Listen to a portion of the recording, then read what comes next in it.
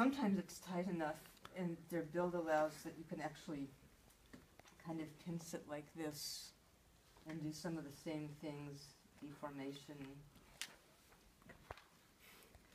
sifting. Does that feel a little intense or is that okay? It's okay. Might want to check. And you can also do a little bit of muscle stripping there, if you remember the direction of the fibers. On a woman, I would not try to go all the way to the 5th rib, but I can do this little bit up here. And since we know that there are those little Golgi tendon organs, even if I just focus a lot around the coracoid process, I can do some good.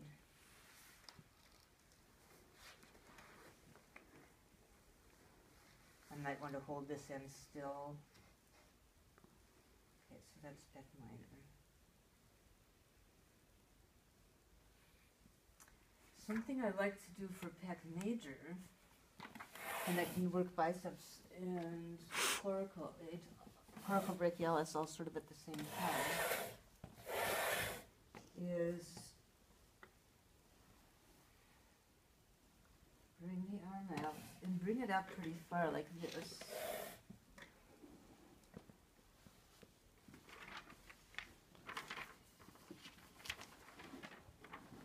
This little tucking trick, is this something that you've learned?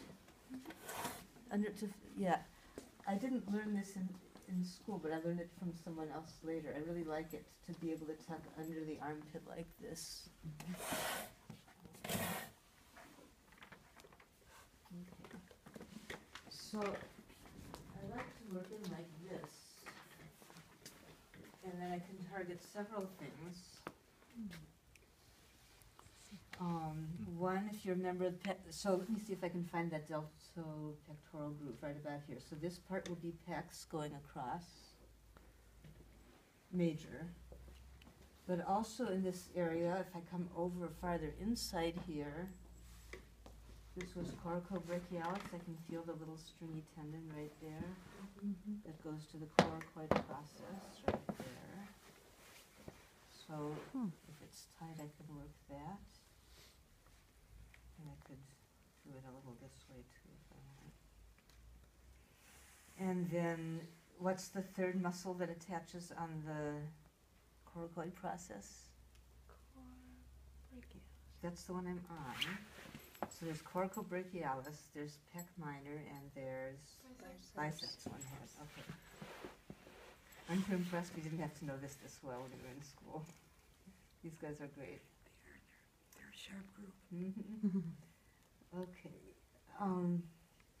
So biceps almost going to be easier to follow with her arm down, because it's more out here. So my thumb is following the short head, the coracoid process. And then remember that picture of the long head and the skinny little tendon that goes up over the humerus? So in this position, I can also feel that and follow it up.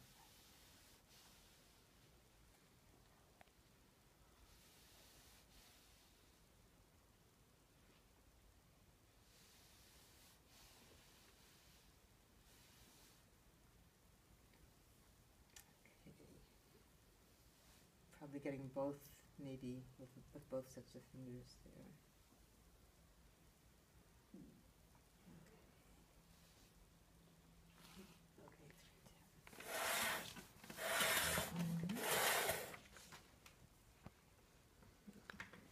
Working my way down. I feel like I'm leaving holes in here, but because I'm not doing a full massage with Swedish strokes and stuff. But, here's brachioradialis. So it's often thick enough that I can pick it up. It's another of those, like SCM or upper traps. So again, I could do deformation.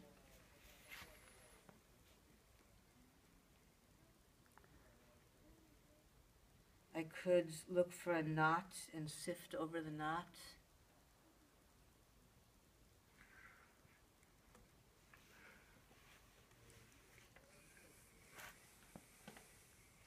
think there can be trigger points in this too. Anytime I'm working on you, if you feel any referred or another fiery place, tell us. Yes. Okay. Here are extensors feeling a bit tight. So I could do a pin and stretch with them. I could sit on top of a tight part and stretch. So since they extend when they tighten, I'm stretching it by flexing them. And I happen to remember that the thumb and index finger extensors are up in this area, so I might try them separately and see if one of, oops, I'm going the wrong way. See if one of them hits the spot, not the index. Not a little bit, some of it is thumb, I think. I would say thumb. Yeah, you can feel it when I do that? Yes. Yeah. At a certain angle, it feels like I'm getting something with the thumb. And then if I'm feeling coordinated, it's easier to do with the flexors. How could I do this? I can strip, maybe I can't. I can try to stretch it while stripping it, and that'll be a deeper effect than if I just strip it relaxed. Maybe I should strip it relaxed first and warm it up, but then I can hold it stretched, and that'll, That feels good. yeah, good. And see, I'm trying to remember to use my whole upper body to generate this, and not just my fingers or my hand, but my whole body. And I could also do it standing and try to use even my whole legs. Okay. That movement felt really good. When I was standing? Mm-hmm. Okay, so, and that happens often with long strokes, that it feels good to the client to have it come from your whole body. Flexors, I used to kind of stretch and strip like this, which felt so-so in terms of the elbow, I think. And someone recently introduced me to the idea of doing it like this, which felt much better. They did it on me and I liked it. So now I'm stretching the flexors while I strip them. I haven't practiced it much, so Your arm feels more supported this way too. Yes. That's yeah. And of course I could do pin and stretch here too. I could check if there's a particular, like here this feels a bit tight, so now these are flexors, so to stretch them, I extend them.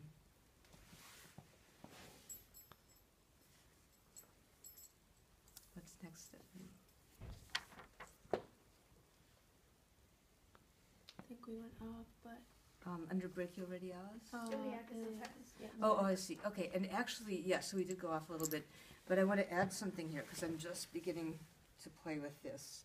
So supinator and pronator are up here too, and they're at angles. And so if you feel like you're doing the flexor and extensor thing and you're not quite nailing whatever it is that's tight, then try putting your fingers at an angle here or here, wherever it feels tight, and rotating their arm. And in Gina's case, I don't think there's anything much going on with that, but sometimes that will be where the issue is. tender right there. Tender right here. Yes. And so actually, so this could be, this is, which one? I think this is pronator teres up here. So this would stretch it while I'm pressing in. So stretch and strip would be kind of like this. And the other thing that we're very close to here is lateral epicondyle, which is where most of the extensors come in, and that whole area actually feels a little bit tight.